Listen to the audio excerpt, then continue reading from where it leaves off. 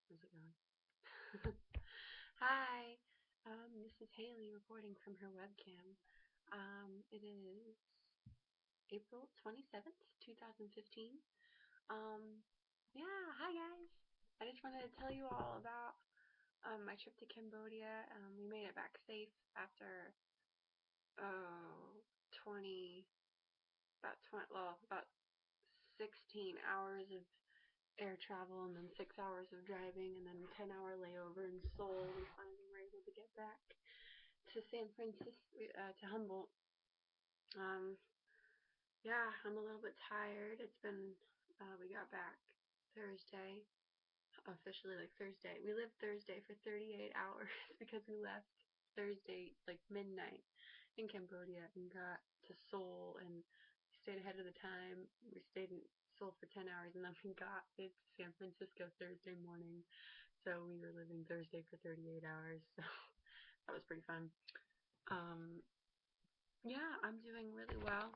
I'm I'm still getting over a little bit the sickies of like the stomach issues and but we're all doing really well. Jet lag, I don't really know exactly how much that is affecting me at this point. I mean, I'm just tired, but I can't tell if that's from me being sick or from jet lag. I think it's a little bit of both, but yeah, Cambodia was amazing. It was so different, more than what I thought it was going to be. I always hear about, how people's lives are changed from going to a different country and seeing different things, and I was just kind of, I don't know, I didn't know what to expect when I went there, and it wasn't the mission trip that I thought it was going to be, where we go in and we go and do things, and it wasn't like we're gonna go in and we're gonna help you, but this mission trip was so eye-opening and different. Like we went there,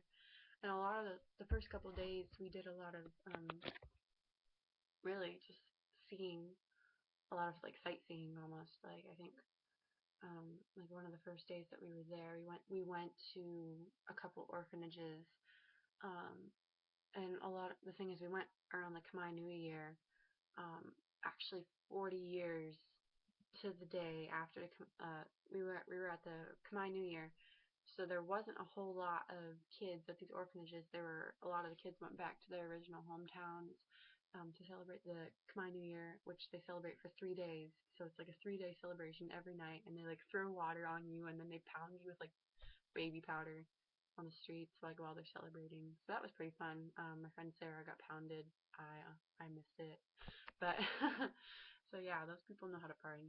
Um, but anyways, we went to a couple orphanages and we just got to like mainly visit and hear testimonies, and then we went to a refugee camp on Tonle Sap River, a Vietnamese refugee camp where we just pretty much learned pretty much the whole trip, like about 4 days into the trip. It was just seeing. We had like a free day in there, and for a little bit there, I felt like an over glorified. I felt like glorified tourist. Like I just felt like, what am I doing here? Very American Western mindset. Like, oh, I want to be doing something. I'm not doing anything. Um, and I had a lot of conversations with the Lord, and I had a lot of conversations with people around me, and like uh, what this trip is that we've never been to Cambodia. We've never left the country. We don't really have a grasp on what this. I can't just go in there and say what this country needs when I'm not Cambodian. I don't understand their customs. I don't understand what their culture needs, and also there's a huge language barrier. Like we didn't have a translator or anything.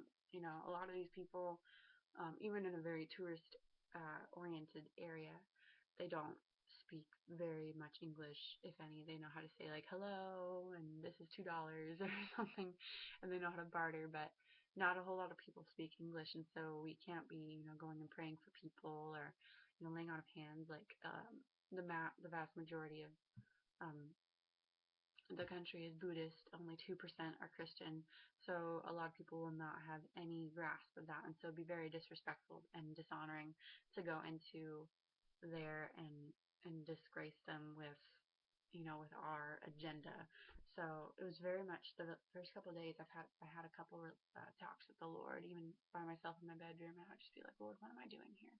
What, and He would tell me, He's like, and I would hear from other people and from Randy, who led us, Randy Garcia, this amazing man. He's been here for a couple years, and so we were really just following him. But I wasn't going in there with an agenda to fix anything. I was going in there really to learn and to speak and to see what, not necessarily what do I have to give to Cambodia, but what does Cambodia have to offer to the world. And it was so nice. Like, once I got out of that agenda of like I have to do something, I just got to receive this beautiful culture of Cambodia. Like, the people are so thankful, they're so kind. They're thankful for the dirt on their feet, they're thankful for the thatched roof over their heads, they're thankful for their their motos and their tuk-tuks, and they're thankful for their family. And they to me, it's like, and to us, it's so daunting, because we see them as not having a little. Like, you give them $1 and that's like everything. Like, but they are thankful for every penny, every bit, every sweat drop, everything that they have. They are so happy. I've never seen like such a happy people. Like, and these people they're so used to being treated as dirt and as terrible, like, for eons. Like, they've just been bullied by so many countries, and they had to go through a terrible slaughter back 40 years ago with Pol Pot and the Khmer Rouge, and they're now starting to come out and start making, be proud of themselves. Like, yeah, like, not one of them was ever head down, felt bad about being around Americans. They are so happy and proud to be Cambodian. And like, the biggest thing that I've taken away from them, from that country, the biggest thing I miss is just the people. I wanna like, just talking to everyone. They all wanted to talk. They all were so kind. And even in the remote villages, like, these people, if you smile at them and they love it. And all these kids, as soon as they see that there's a white blonde chick, it's like, oh my gosh, like, you wave at them and they are ecstatic, and they just start, all these kids, like, truckloads full of kids, will just be like waving and peace signing, and because they see you and you look at them, and they just feel on top of the world. um I've there's I think, like, it's a little bit too much to say, like, in one video, but the biggest thing that I took away is I've experienced so much love, and what it means to really love someone who, and like, a lot of these, there was a couple orphans, and I actually got to buy ice cream for some kids and that I just met, and these kids had never had ice cream in their entire lives because they can't afford it. Um, and for me, it's like a couple bucks. Overall, for six people, I paid $9 for 6 things of ice cream. Like, I was like, no biggie. But these kids, like, they ruined me. um, I think about them every day, and their smiles and their looks on their faces. And like, this one orphan when I went to the orphanages, she just sat down next to me. Like, we got to sing with her, and they sang us a song, and we just got to be completely blessed by them. And she just sat and put her head on my arm, and I wrapped my arm around her, and I just started kissing her head, and I had this feeling in my gut of, oh my gosh, I want to love you. I want you are so loved. And it was just this moment of having, like, a mama's heart, and the heart of, I felt like I had the heart of God for her. Like, like a father, like a parent that I can't believe that people or that someone would want to give you up. And there's so much joy in these people and in these kids.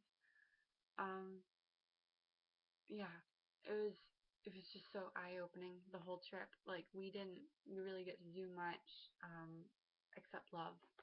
We got to bless their land. We got to bless them financially. We got to go in there to, let's see, we went to 1, 2, 3 orphanages, 1, 2, 3 churches, and they were just blessed to have us there. We got to play some music for them. We got to play at the Hard Rock Cafe in Angkor Wat. We played a worship song, um, totally like a rock and worship song for the Hard Rock Cafe in Angkor Wat, and like the manager was like blown away. Like he loved it, and like it was uh uh I want to go back. um yeah, I don't. This is kind of I probably could have like worded this video out very much better, because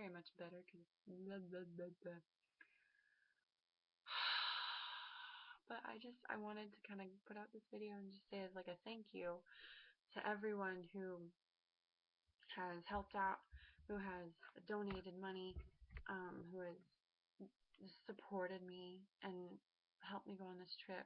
Like, um, I don't think I'm ever gonna be the same, and I'm gonna hold on to to these memories into this trip forever. And I know I'm gonna go back because I was sick the day that we got to go to Angkor Wat. So I didn't go. I didn't get to see Angkor Wat, and everyone always told me you had to see Angkor Wat, but it was actually really cool because I was laying in my bed and I was just thinking, oh, I'm gonna be back, so it's okay. I'll be back when I'm not sick, and I'll go and see Angkor Wat, and it'll be fine. So yeah, I'm definitely gonna go back.